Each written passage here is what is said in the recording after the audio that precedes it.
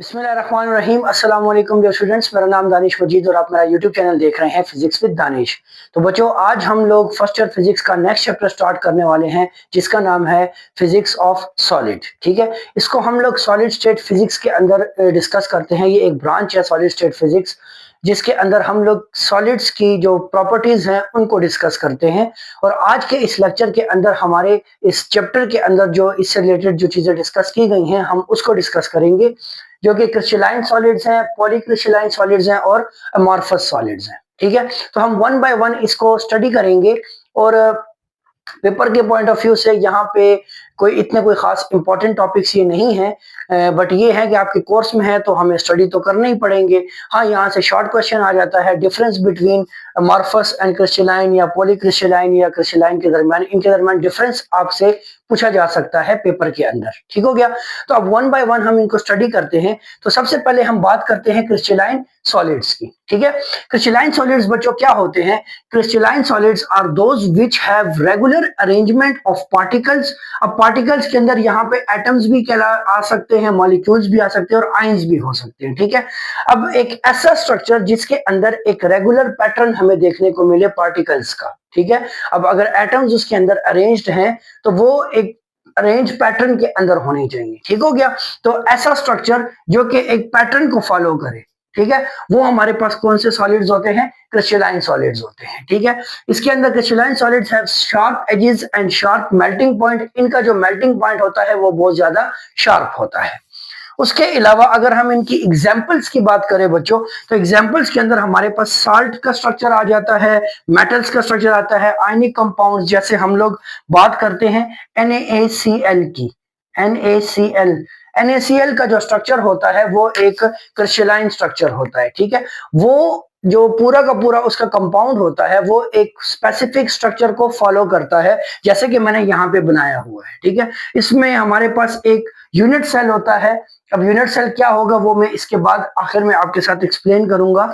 तो हमारे पास एक प्रॉपर इस तरह बॉक्सेस की फॉर्म में एक बॉक्स है, उसके ऊपर एक बॉक्स पड़ा होगा, लेफ्ट राइट हर एक एक्सेस के ऊपर हर एक साइड के साथ एक बॉक्स अटैच होगा। ठीक हो गया, तो ऐसे स्ट्रक्चर को बच्चों हम लोग क्रिस्टलाइन स्ट्रक्चर कहते हैं, जिसके अंदर हमारे पास क्रिस्टल्स बनना शुरू हो जाए। जैसे अगर आप वाटर का क्रिस्टलाइन स्ट्रक्चर देखें तो उसमें क्या होता है, एक एटम यहाँ पे होता है, दूसरा यहाँ पे, फिर यहाँ पे अटैच हो जाता है। इस तरह हमारे पास एक स्ट्रक्चर बन जाता है। ठीक है, अब इस एटम के साथ आगे फिर एक क्रिस्टल अटैच हो जाएगा इस तरह। ठीक हो गया, इस तरह यहाँ पे एक क्रिस्टल अटैच हो जाएगा। तो अब ये एक ही पैटर्न को फॉलो करते हुए अपना एक स्ट्रक्चर बनाते जाएंगे। ठीक है, तो ऐसे स्ट्रक्चर्स को हम लोग क्या कहते हैं बच्चों? क्रिस्टलाइन सॉलिड्स कहते हैं, जो कि एक रेगुलर पैटर्न को फॉलो करें और अपना एक कंप्लीट स्ट्रक्चर बनाएं। ठीक है, तो वो क्या कहलाते हैं? क्रिस्टलाइन सॉलिड्स कहलाते हैं। ठीक है, जिसमें हमारे पास क्रिस्टल्स की फॉर्म में एक रेगुलर अरेंजमेंट हो पार्टिकल्स की। उसके बाद हमारे पास आते हैं पॉली क्रिस्टलाइन सॉलिड्स। ठीक है, पॉली जो है ये हमारे पास यूज होता है दो से ज्यादा, जितने भी हमारे पास क्रिस्टल्स, अगर हमारे पास एक क्रिस्टल है फिर दूसरा फिर तीसरा, 4 5 6 क्रिस्टल जब कंबाइन हो जाए और वो एक स्ट्रक्चर बनाए, तो ऐसे स्ट्रक्चर को हम लोग क्रिस्टलाइन स्ट्रक्चर कहते हैं और उन सॉलिड्स को हम लोग पॉलीक्रिस्टलाइन सॉलिड्स कहते हैं। ठीक हो गया बच्चों, तो अब polycrystalline solids are composed of randomly oriented crystals और ग्रेन्स। मतलब इसमें हमारे पास बहुत ज्यादा क्रिस्टल्स जो है तो वो कंबाइन होकर एक स्ट्रक्चर बनाते हैं, जिसकी वजह से हम इनको क्या कहते हैं? पॉलीक्रिस्टलाइन सॉलिड्स कहते हैं। ठीक है, और उनको उसको हम लोग ग्रेन भी कहते हैं, एक क्रिस्टल को। जैसे यहाँ पे एक ग्रेन ये आ गया, एक ये आ गया, एक ये आ गया। ठीक हो गया, और इनके दरमियान ये जो लाइंस की वजह जो बनी हुई है, जो कि इनके दरमियान डिफरेंस क्रिएट करती है कि ये एक क्रिस्टल है, ये दूसरा क्रिस्टल है, ये तीसरा क्रिस्टल है, तो यहाँ पे ये एज अ बाउंड्री जो है तो ये हमारे पास वर्क करता है। इसीलिए हम लोग इसको क्या कहते हैं? ग्रेन्स बाउंड्री भी कहते हैं। ठीक हो गया, अच्छा, इसकी एग्जांपल्स के अंदर हमारे पास आ जाता है पॉलीविनाइल क्लोराइड, जिसको पीवीसी भी कहते हैं, या पॉलीथीन। इस तरह के जो डिफरेंट स्ट्रक्चर्स होते हैं ना, वो हमारे पास क्या होते हैं? डिफरेंट क्रिस्टल्स को मिला के एक स्ट्रक्चर बनाया जाता है, इसीलिए हम इनको पॉलीक्रिस्टलाइन सॉलिड्स कहते हैं। ठीक हो गया बच्चों, अब हमारे पास नेक्स्ट आता है अमॉर्फस सॉलिड। अमॉर्फस सॉलिड्स क्या होते हैं? Solid material whose particle are arranged in a random manners are called amorphous solid. अब क्रिस्टलाइन सॉलिड्स में हमने क्या कहा कि उनकी जो अरेंजमेंट होनी चाहिए वो एक रेगुलर होनी चाहिए, ठीक हो गया, एक रेगुलर पैटर्न को वो फॉलो करते जाएं, तो जो क्रिस्टल का जो स्ट्रक्चर बनेगा उसको हम क्रिस्टलाइन सॉलिड बोलेंगे। अब यहाँ पे अमॉर्फस सॉलिड्स के अंदर जो इन सॉलिड का जो अंदर स्ट्रक्चर बनता है उसके अंदर कोई रेगुलर पैटर्न देखने को नहीं मिलता, बस मॉलिक्यूल जो है वो रैंडमली एक दूसरे के साथ अटैच हो जाते हैं और वो हमारे पास एक स्ट्रक्चर बना लेते हैं जिसको हम लोग अमॉर्फस सॉलिड कहते हैं।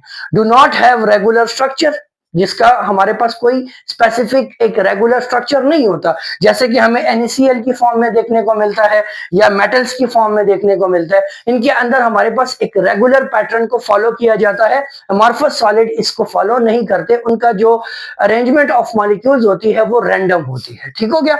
इसकी एग्जांपल्स के अंदर हम ग्लास को स्टडी करते हैं, रबर को कह देते हैं, ग्लू हो गई या पॉलीमर्स हो गए, ये जितने भी हमारे पास मटेरियल्स होते हैं इनके अंदर जो अरेंजमेंट ऑफ पार्टिकल्स होती है वो रैंडम होती है, ठीक हो गया। अब यहाँ पे मैंने शो किया है कि हमारे पास डिफरेंट रैंडमली जो है तो बस हमारे पास मॉलिक्यूल्स जो है वो अटैच हो जाते हैं, पार्टिकल्स अटैच हो जाते हैं और वो एक स्ट्रक्चर बना लेते हैं, ठीक हो गया।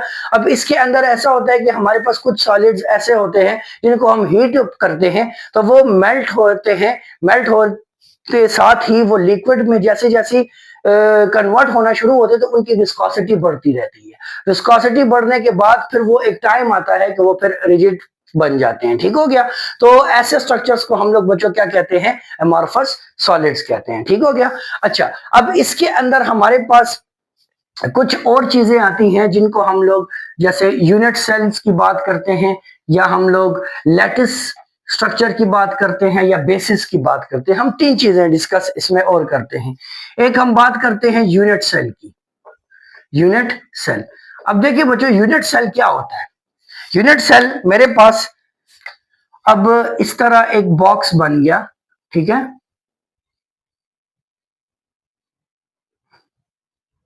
ये मेरे पास अब इस एक स्ट्रक्चर का एक बॉक्स आ गया। अब ये मेरे पास 1 यूनिट सेल कहलाएगा, ठीक है। अब इसके साथ सेम इसी तरह का स्ट्रक्चर एक इसके अपवर्ड एंड में कनेक्ट हो जाएगा, एक यहाँ पे कनेक्ट होगा, एक इस तरफ कनेक्ट हो जाएगा, एक पीछे कनेक्ट हो जाएगा और एक नीचे कनेक्ट हो जाएगा, ठीक है। तो मतलब कि हमारे पास एक ऐसा स्ट्रक्चर जो कि कंप्लीट होता है। अब मेरे पास जैसे NaCl के अंदर ये एक बॉक्स है, ठीक है। अब ये इसका एक यूनिट सेल कहलाएगा। कैसे कहलाएगा कि अब इस बॉक्स के आगे जो बॉक्स अटैच है वो भी सेम इसी के जैसा है, इसके ऊपर जो अटैच है वो भी सेम इसी की तरह का ही है, इसके बैक एंड पे जो अटैच है, जो इसके डाउनवर्ड अटैच है, इसके इर्द गिर्द जितने भी फर्दर बॉक्सेस अटैच होंगे तो वो सेम स्ट्रक्चर के सेम साइज के होंगे। तो इसीलिए हम इस एक बॉक्स को हम क्या कह देंगे? हम एक यूनिट सेल कह देंगे, ठीक हो गया। अच्छा, इसके बाद दूसरा हमारे पास आता है लैटिस। लैटिस क्या होता है? लैटिस बच्चों हमारे पास एक इमेजिनरी पोजीशन होती है, ठीक है। जैसे कि मैं दोबारा इसको ड्रॉ करूं तो हमारे पास इस तरह ये बॉक्स क्लिप बन गया, ठीक है। अब इसके ऊपर हम लोग यहाँ पे एक पोजीशन छोड़ देते हैं, इमेजिनरी पोजीशन रखते हैं इन एजेस के ऊपर, ठीक है, यहाँ पे। और फिर हम इनके सेंटर में भी हम लोग यहाँ पे एक प्लेस रखते हैं। अब ये इसको हम लोग लैटिस कहते हैं। इसको लैटिस क्यों कहते हैं? क्योंकि अब हमने यहाँ पे कोई एटम ला के प्लेस करना है, ठीक है। यहाँ पे एक एटम आ जाएगा, एक यहाँ पे आ जाएगा, एक यहाँ पे, फिर यहाँ पे, तो हर एक इस एज के ऊपर जब एक एटम आके प्लेस होगा तो इस प्लेस को, जो कि हमारे पास एक इमेजिनरी पोजीशन है जहां पे हमने क्या करना है, एक एटम को प्लेस करना है, तो इसको हम लोग क्या कहते हैं? क्रिस्टल लैटिस कहते हैं, ठीक हो गया। उसके बाद एक वर्ड आता है बेसिस। क्या आता है? बेसिस। अब बेस क्या होती है, बेसिस क्या होती है? तो अब यहां पे इस जगह पे हम जिस एटम को प्लेस करेंगे, एटम को क्या करेंगे? प्लेस करेंगे, तो वो एटम जो यहाँ पे प्लेस होगा उसको हम बेस कहेंगे, ठीक हो गया, बेसिस कहते हैं, ठीक है। तो बच्चों ये हमारे पास छोटा सा कॉन्सेप्ट था। आपको यूनिट सेल का पता हो, लैटिस का पता हो, बेसिस का पता हो, क्रिस्टलाइन सॉलिड और अमॉर्फस सॉलिड्स क्या है, तो ये चीजें मैंने आपके साथ डिस्कस की। ज्यादा डिटेल में इसमें मैं नहीं गया, क्योंकि आपको बस इनके दरमियान का डिफरेंसेस पता होने चाहिए, क्योंकि ये ज्यादा डिटेल में जाए तो फिर ये बहुत लेंथी चीजें हैं। ठीक है, तो हम बस जस्ट जितना कॉन्सेप्ट आपकी बुक में इसके हवाले से दिया गया है, जितनी एक्सप्लेनेशन दी गई है, आपको बस जस्ट इनकी बेसिक डेफिनेशंस पता हो कि यूनिट सेल क्या होता है, बेसिस क्या होती हैं और लैटिस क्या होता है। ठीक है, तो आपको जस्ट इनकी बेसिक डेफिनेशंस पता होनी चाहिए। तो उम्मीद करूंगा कि आपको ये चीजें समझ आई होंगी। बच्चों, कोई भी क्वेश्चन हो, कोई भी क्यूरी हो, तो आपने मुझे कमेंट करके जरूर बताना है।